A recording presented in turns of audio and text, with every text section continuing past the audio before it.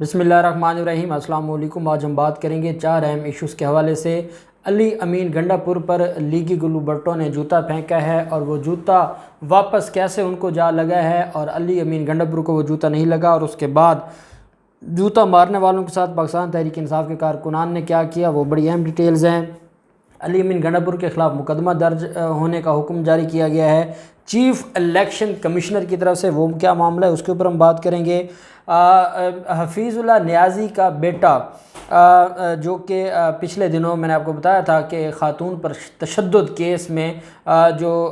साबिक़ governor Balochistan है उनकी बीवी पर तशद्दुद किया था, सीनियर एडवोकेट ने उसके ख़िलाफ़ दरख्वास्त दी थी पंजाब बार कौंसिल में, और पंजाब बार कौंसिल ने हसन नियाज़ी का लाइसेंस मुअत्तल किया है और बड़ी अहम कार्रवाई की है। उस कार्रवाई की मुख्तसर डिटेल्स मैं आपके सामने शेयर करूँगा। साथ हम बात करेंगे शहबाज शरीफ और हमज़ा शहबाज का जो फ़ैसला आया है ज़मानत का, और जो इन्होंने तकरीर की थी और FIA के ख़िलाफ़ तकरीर इसलिए की गई थी, और मलक सरूद साहब जो कि लाहौर बार के सदर हैं उनको भी रिक्वेस्ट की और वो भी वहाँ पर जज के सामने पेश हुए थे। इनका मकसद था कि वो सारे एलिगेशंस जो शहबाज शरीफ की तरफ से लगाए गए हैं वो पार्ट ऑफ द फाइल बने, अदालत के ऑर्डर का हिस्सा बने। उनको कैसे मायूसी हुई और कैसे अदालत ने जो फ़ैसला है वो लिखवाया और उसमें इनके एलिगेशंस का ज़िक्र ना किया। दूसरी तरफ शाहिद खाकान अब्बासी ने दोबारा गिरबान में हाथ डालने की धमकी दी है, और वो धमकी क्या है, फिर सरकारी घरों पर कब्ज़े का मामला है और उसके ख़िलाफ़ ऑपरेशन शुरू हो गया है। अब जानते हैं सुप्रीम कोर्ट ऑफ पाकिस्तान का ये फ़ैसला था, और सुप्रीम कोर्ट ऑफ पाकिस्तान के फ़ैसले की बुनियाद पर जो रिटायर्ड अफसरान हैं वो रिटायरमेंट के बाद भी सरकारी घरों पर काबिज़ हैं और वो घर छोड़ने को तैयार नहीं हैं। अब सुप्रीम कोर्ट के फ़ैसले के बाद ऑपरेशन का फ़ैसला किया गया है और GOR में सरकारी घरों पर काबिज़ रिटायर्ड अफसरान के ख़िलाफ़ ऑपरेशन का फ़ैसला किया गया है। सुप्रीम कोर्ट की जानिब से रिटायर अफसरों से घर खाली करवाने के हुक्म के बाद ऑपरेशन का ये फ़ैसला हुआ। वेलफेयर विंग ने तमाम GORs में सरकारी घर खाली कराने की फ़ाइल चीफ सेक्रेटरी को भिजवा दी। फाइल में वेलफेयर विंग ने तमाम GORs से 60 घरों की निशानदेही की है जिस पर रिटायर्ड अफसरान काबिज़ हैं। ये बड़े बड़े अफसरान हैं। आप जानते हैं GOR में कोई आम शख्स को तो घर नहीं मिलता, ये बड़े अफसरान हैं जो रिटायरमेंट के बाद भी वहाँ पर काबिज़ हैं, क्योंकि इनको मुंह को लगा है और ये सरकारी जो रिहाइशें हैं जो फ्री में ये इंजॉय करते हैं वो ये छोड़ने को तैयार नहीं हैं। चीफ सेक्रेटरी से मंजूरी के बाद इन घरों को खाली कराने के लिए हतमी नोटिस भेजा जाएगा। दूसरी जानिब वेलफेयर विंग ने नदीम आबरो, माहिर मोहम्मद हयात लक और secretary school education Ghulam Farid Cozi और OR1 में घर देने के लिए रजिस्टर भी किया। ये आज की डेवलपमेंट है। हुकूमत पंजाब ने 2 रिटायर्ड DMG ऑफिसर्स को, DMG अफसरान जो कमिश्नर या डिप्टी कमिश्नर या इस लेवल के रैंक के अफसरान थे, उनके घरों में मज़ीद 6 माह की तौसीक़ की है। लेकिन अब इन रिटायर्ड जो अफसरान हैं जो GOR में, जहाँ पर आप जानते हैं कि हमज़ा शहबाज की 8 कनाल की कोठी है जिसके ख़िलाफ़ तहकीकात शुरू की हुई हैं नैब ने भी और FIA ने भी, और बाकी जो सुप्रीम हाई कोर्ट के जजेज़ हैं उनके जो जितनी भी सरकारी रिहाइश गाहें हैं वो भी GOR में हैं। तो ये सारे का सारा मामला है और अब इनके ख़िलाफ़ कार्रवाइयाँ शुरू की गई हैं, और इसमें यह कहा गया है कि ये जितने भी अफसरान हैं इनको आउट ऑफ टर्न जाकर शहबाज शरीफ ने और हमज़ा शहबाज ने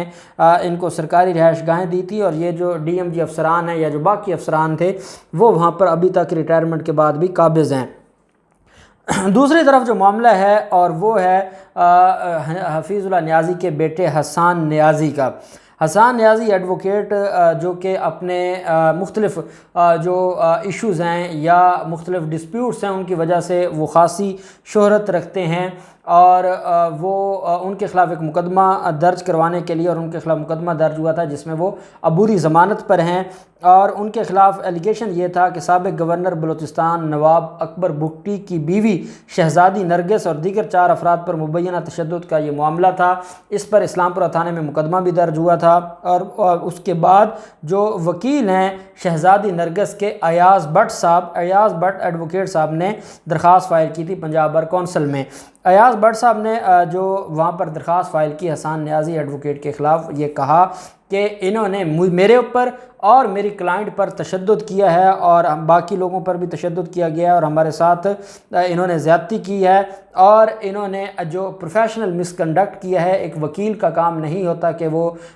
قانون ہاتھ میں لے۔ میرا ایک ماننا ہے، میں نے جب یونیفارم پہنا ہوتا ہے وکیل کا، تو میری کوشش ہوتی ہے اگر میرے ساتھ کوئی دوست ہے یا ڈرائیور ہے ہمارا، وہ گاڑی چلا رہا ہے اور ہم کسی اشارے پر رکے ہیں، چاہے رات کے 12 بجے ہیں، اور اس وقت اشاروں کی اس طرح سے نہیں کی جاتی، اس پر عمل درآمد نہیں کیا جاتا، اس کے باوجود میری خواہش یہ ہوتی ہے کہ اگر ہم یونیفارم میں ہیں تو ہم نے ہر حال میں قانون کو اوبے کرنا ہے۔ ہماری اس یونیفارم کو یا اس پروفیشن کو اتنا بدنام کر دیا گیا ہے ان مافیاز کی طرف سے کہ آج اس یونیفارم کی وہ جو جس کو پہچانا جاتا تھا کہ یہ جو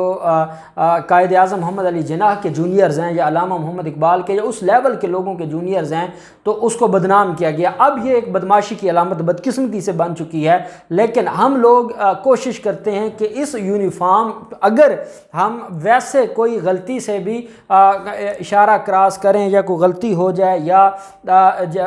جو ہم سیٹ بیلٹ نہ باندھیں، ویسے پھر بھی کام چل سکتا ہے، لیکن جب یونیفارم پہنی ہو تو پھر یہ غلطی قابل قبول نہیں ہے، کیونکہ لوگ ہم سے یہ امید رکھتے ہیں کہ یہ قانون جانتے ہیں۔ جو قانون جانتا ہے وہ قانون کو فالو نہیں کرے گا تو عام آدمی کیسے کرے گا؟ لیکن بدقسمتی ہے کہ ہمارے ہاں جو ہماری جو سوسائٹی ہے اس میں جو بگاڑ ہے اور زوال ہے، معاشرتی زوال، وہ دن بدن بڑھتا جا رہا ہے، اور اس کا سب سے زیادہ اثر ہمارے پروفیشن پہ پڑا ہے، جس کی وجہ سے معاملات خراب ہوتے جا رہے ہیں۔ اب جو حسان نیازی نے یہ کہا ہے ٹویٹر پر بھی، اس میں یہ درخواست جو دی گئی ہے اس میں یہ کہا گیا کہ ٹویٹر پر اپنے بیان میں حسان نیازی نے کہا کہ شاہ زوار بگٹی کے خلاف توہین کے کیس سے پیچھے ہٹنے کے لیے میرے اوپر شدید دباؤ ڈالا جا رہا ہے، اور یہی وجہ ہے کہ میرے خلاف انہوں نے یہ درخواست فائل کی ہے۔ جو حسان نیازی ہے اس کا یہ موقف ہے کہ یک طرفہ میرے خلاف یہ فیصلہ سنایا گیا ہے اور میرا لائسنس معطل کیا گیا ہے، اور میں صرف اور صرف کیونکہ بگٹی فیملی کے خلاف کسی کیس میں پیش ہو رہا ہوں اور اس میں مجھے پیش نہیں ہونے دیا جا رہا اور مجھے تھریٹ کیا جا رہا ہے، اس کی بنیاد پر پہلے جھوٹا مقدمہ ہوا اور اب میرا لائسنس معطل ہوا۔ پنجاب بار کونسل نے ان کا لائسنس معطل کرتے ہوئے 17 جولائی کے لیے کیس کو فکس کر دیا ہے، اور کیس کی جو فائل ہے وہ ایگزیکٹو کمیٹی جو پنجاب بار کونسل کی ہے اس کو بھجوا دیا گیا۔ پنجاب بار کونسل اس پر فیصلہ کرے گی کہ آیا حسان نیازی، جس کو میڈیا کے لوگ تو یہ ضرور کہتے ہیں وزیر اعظم عمران خان کے بھانجے، اصل میں کیونکہ بھانجے سے بڑھ کر جو بیٹے کا کردار ہے یا جو ایک رشتہ ہے وہ سب سے زیادہ ہے، تو وہ حفیظ اللہ نیازی کے بیٹے ہیں جو کہ سینئر اینالسٹ ہیں جیو جنگ کے، اور وہ آپ ان کو جانتے ہیں۔ تو یہ معاملہ ہے اور ان کا لائسنس معطل ہوا ہے، اور حسان نیازی کا جو پوائنٹ آف ویو ہے وہ بھی میں آپ کے سامنے میں نے رکھا ہے۔ دوسری طرف جو شہباز شریف اور حمزہ شہباز کے خلاف معاملہ تھا، اور انہوں نے جو ایف آئی اے کے سامنے جو بیانات دیے تھے اور جو باتیں کی تھیں، بالآخر ایف آئی اے جو عدالت ہے 2 اگست تک ایف آئی اے کو روک دیا ہے کہ ان کو گرفتار نہ کرے۔ باقی ان کو یہ کہا گیا ہے اس آرڈر میں کہ آپ شامل تفتیش ہوں، اور کہیں یہ نہیں لکھا کہ شہباز شریف نے جو ایلیگیشنز لگائے ہیں اس کی بنیاد پر عدالت نے اپنے آرڈر میں لکھا ہو کہ ہم نے تفتیشی افسر کو کہا ہے یا اس کو یہ بات سمجھائی ہے یا ہم نے اس کے اوپر برہمی کا اظہار کیا ہے یا ہم نے وارن کیا ہے کہ آپ ملزم کے خلاف ساتھ اس کو ہراساں نہ کریں یا زیادتی نہ کریں۔ 5 سے 10 منٹ کی تقریر میڈیا کے ذریعے ایک ہائپ کریٹ کی گئی، اور نکلا کیا؟ کچھ بھی نہ نکلا۔ اس جج نے جس کے سامنے یہ تقریر کرتے رہے، انہوں نے اپنے پورے کے پورے آرڈر میں ایک لائن بھی ان کا کہا ہوا نہیں لکھا، کیونکہ عدالتوں کو کوئی فرق نہیں پڑتا، آپ وہاں کھڑے ہو کر تقریر کرتے رہیں، آپ کو شوق ہے تو آپ کرتے رہیں، لیکن عدالتوں کو کوئی فرق نہیں پڑتا۔ دوسری طرف جو آج معاملہ ہوا ہے، کیونکہ شاہد خاقان عباسی نے آج ہی یہ دھمکی لگائی ہے کہ اگر کوئی ہمارے گربان پر ہاتھ ڈالے گا تو ہم گربان پر ہاتھ ڈالیں گے۔ علی امین گنڈا پور نے ذوالفقار بھٹو کے حوالے سے بھی ایک بات کی ہے، اور نواز شریف کے حوالے سے بھی بات کی ہے۔ وہ پولیٹیکلی جیسے مریم نواز یا بلاول زرداری مودی کے بجائے عمران خان کو سارا دن گالیاں دیتے ہیں یا اپنی کمپین میں عمران خان پر الزام لگاتے ہیں، ان کی ایک پولیٹیکل کمپین ہے، ان کا حق ہے وہ کرتے رہیں، جو ادب اور ادب کے دائرہ اختیار میں رہتے ہوئے ہر کوئی اس پر اختلاف بھی کرتا ہے، لیکن علی امین گنڈا پور نے جو بات کی اس پر علی امین گنڈا پور پر جوتا پھینکوایا گیا، یہ پری پلان تھا، لیکن بدقسمتی جوتا پھینکنے والے کی کہ وہ علی امین گنڈا پور کو تو نہ لگا، اس کے ساتھ سائڈ پر کھڑے ایک شخص کو لگا، اور پھر جس نے جوتا پھینکا تھا اس کو دوبارہ وہ جوتا مارا بھی گیا، اور پاکستان تحریک انصاف کے کارکنان نے پکڑ کر پھر دھلائی بھی کی اور صحیح درگت بنائی۔ درگت بنانے کے بعد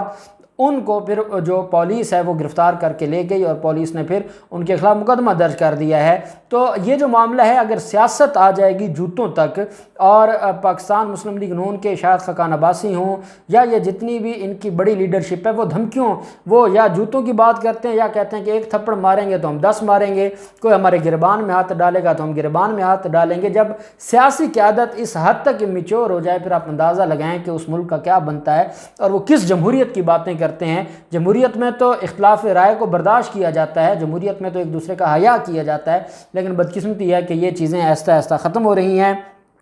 اور جو معاملہ ہے علی امین گنڈا پور کا، ان کے خلاف مقدمے کا بھی حکم جاری کیا چیف الیکشن کمشنر نے، اور چیف الیکشن کمشنر نے یہ کہا ہے کہ علی امین گنڈا پور کے خلاف مقدمہ درج کیا جائے۔ جو وہ پیسوں کا معاملہ تھا 3,90,000 کا، وہ ضبط بھی کر لیا ہے، اور ساتھ وہ جو امداد دی تھی اس پر مقدمہ درج کرنے کا بھی حکم جاری کیا۔ اب دیکھتے ہیں ان سارے معاملات میں کیا ہوتا ہے، جو بھی ڈیٹیلز ہوں گی ہم آپ کے ساتھ شیئر کرتے رہیں گے۔ اللہ پاک پاکستان کامیاب ناصر ہو۔ بہت شکریہ، اللہ حافظ، پاکستان زندہ باد۔